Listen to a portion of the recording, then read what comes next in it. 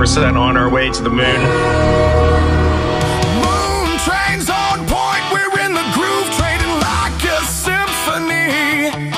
With The Dow is over $50,000. I don't know why you're laughing. You're a great stock trader. We're on the moon train. Then we watched you guys land on the moon, which was This is how you become a day trader. All right. Greetings from Bangkok, Thailand. We're jumping right into things to adjust the body and the mind and the soul. We actually had a really decent session today. Smashed it on ES, smashed it on SPY, mega smashed it on MU. Kind of trying to get a feel for the market after being absolutely in MacGyver, Super Dad, World Cup games here for the last few days. So, taking a light. Let's inspect the NAMO. There was a huge drop, but holding above 50 RSI on the NAMO, pretty bullish. Obviously, that looks like that. This is an identical setup at this point from May 2025. Identical. Okay. And again, I mean, we've called this a long time ago. Let's just take a look here. Basically, what I'm looking at is, let me just expand this. I think we are somewhere within this box, roughly. Okay?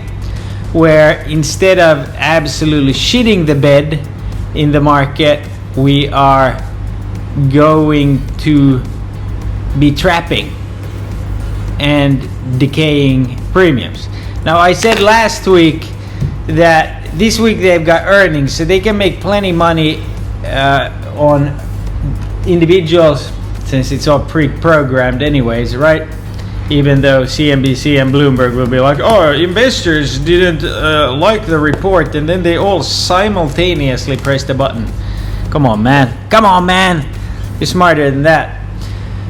But I do think we get a drawdown, whether it's major escalation on the war front. So like, this is not going to, just because it tracks right now, it's not going to keep tracking. I think the actual dip is going to be, again, a possible Warsh nomination. As far as the Warsh nomination, Brodog, not me, I'm not saying it, he confirmed that he's sitting on massive Jeffrey Epstein investments, and he even told Elizabeth Warren, Pocahontas, that if he is selected or confirmed, he will sell those holdings.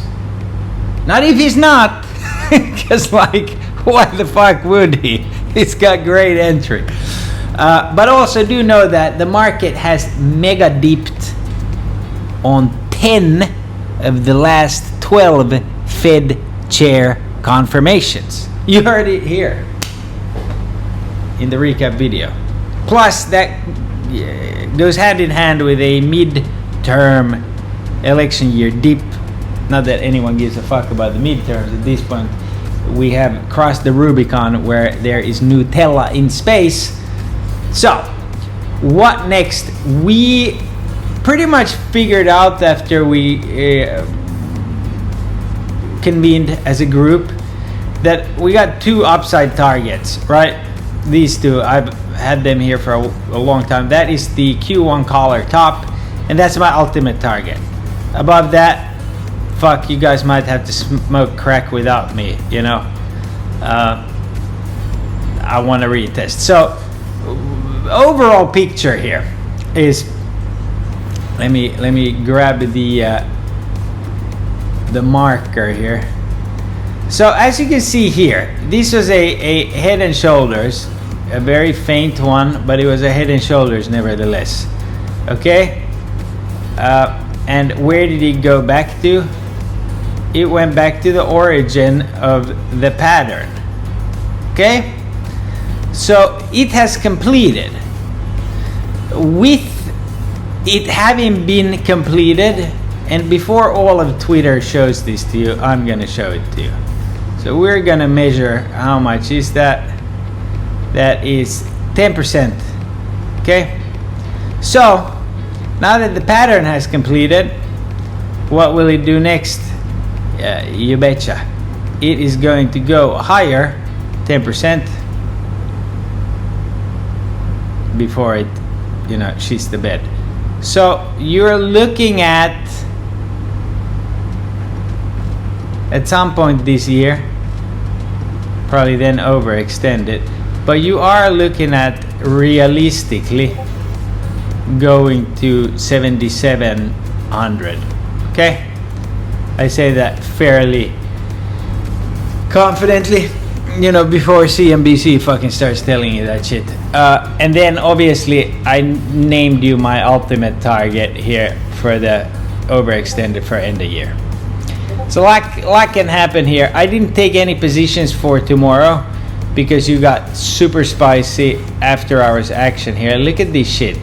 So this is on Iran getting bombed, but then it's unconfirmed and it's some explosions, blah blah blah. So we weak right back up. Okay. Why do you do this after hours? I mean, glad Groove Daddy fucking caught it, but right now I don't want to jump into after hours SPX options myself. I'm playing this on ES. I'm long this dip. A lot in the market is going to change with the new players that are going to come in to get robbed. A lot of after hours moves, extending of the market. The market's evolving, obviously, because it's in fucking Cracklandia.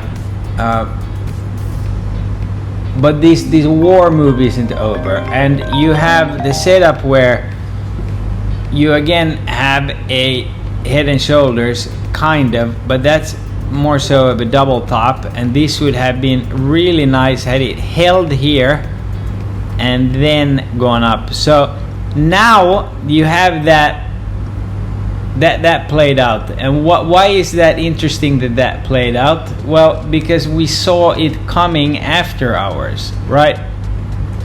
We saw that it was coming because they had already marked the ghost. But it probably goes more, but I mean that kind of satisfies it, right? But we're not in anything for tomorrow. Anything positive, the market is set up to go up to this line. That's why I grabbed some 720 YOLOs, might add to them tomorrow. My main position is 709s for Friday. Just by looking at the premium chart, it is really set up to pull a move, okay? That's why I'm interested in them. I'm 95% cash because you don't know right now in the market, and I've been off a few days here. If the market shits, you go for that 700 retest, right? Minimum. And at some point, look, it says itself here. You can't get through this level for months, but then you just rip through it. It needs a gap. It needs a back test at this level.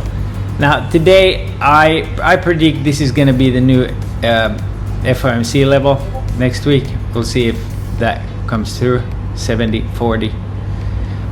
But you're going to have to go back test this and then go higher. And it's just a question of when that happens. It can happen as soon as tomorrow. It can happen on Friday. It can happen any of these days. This is the node setup here where the QQQ is going to be hampered by this level, SPY by this level, and that looks to be the floor for SPX. Okay, so we might be getting one of these fuckery days again. Bana says the same, or the VEX. After our service now took down all of the software names that were the leaders today. Okay, it killed Microsoft, it killed Meta, it even killed Oracle. So all of those leading names got kicked in the nuts. Tomorrow we'll see if it's a dip buy. Is this a buyable dip, or is this over for now? If it's over for now, what's going to lead the market? Is it magically going to be Nvidia? Because Apple was just fucking Tim cooking it today big time. We obviously had quite the awesome day trade. Let me just recap here. We saw it pop, I said he needs to hold the 9, he didn't, but he put in this hammer, so longed it, or had 475s. Then on the initial pop, I rolled down to 470s. The reason I did that was to be in the money, and then it was grinding up, and I sold right there. And I predicted when we were here that it can go to 490 manually with this Rainman brain, and he fucking did it the same day. So that's pretty awesome, and a testament to put in your 10,000 hours of screen time. Trade with good people. Okay, learn from people who survive and thrive. This looked to me, based on the premiums, as an IV flush, and people partied way too soon. It was indeed a IV flush, and if you knew, what does that mean? Premiums are juiced into earnings. Market closes, it does a move like this. It completely kills off the option premiums because it opens flat. So you come in and you buy the directional move at open, and you catch OJ on the highway in the Bronco. Okay? With that said, again, feeling out the market this week. Beaks here. What's it gonna do? It's under 2 party lines. Is it gonna give this up? That it could do it. Like, this is set up for a fucking gap fill, as is SPX, right? You got SPX gap fill here tomorrow. Very, very much plausible. You got one gap here, and you got another gap here. That's actually a gap. You got gaps aplenty here. It is Thursday, so let's keep an eye out for that. Obviously, the situation is very fluid with the news. I would like a high tomorrow because it's first quarter, and then sell into this, but maybe that top is already in here. The thing that's just kind of throwing us off is that QQQ did in fact put in all-time highs today, and it also crossed my ultimate target, which is this red line. Actually, it was that red line. So I don't have any like immediate upside targets. I just would like to catch a face ripper on a put boy killer party. I mean, this to me looks like, hey, we want higher, can you give us a dip to fill? You know what I mean? With that said, love you guys. I will be on for open and close tomorrow. Finish out the week, and next week we hit it a little bit heavier and harder. Watch the MA video this weekend. It's all good stuff. And I'll see you tomorrow. God bless.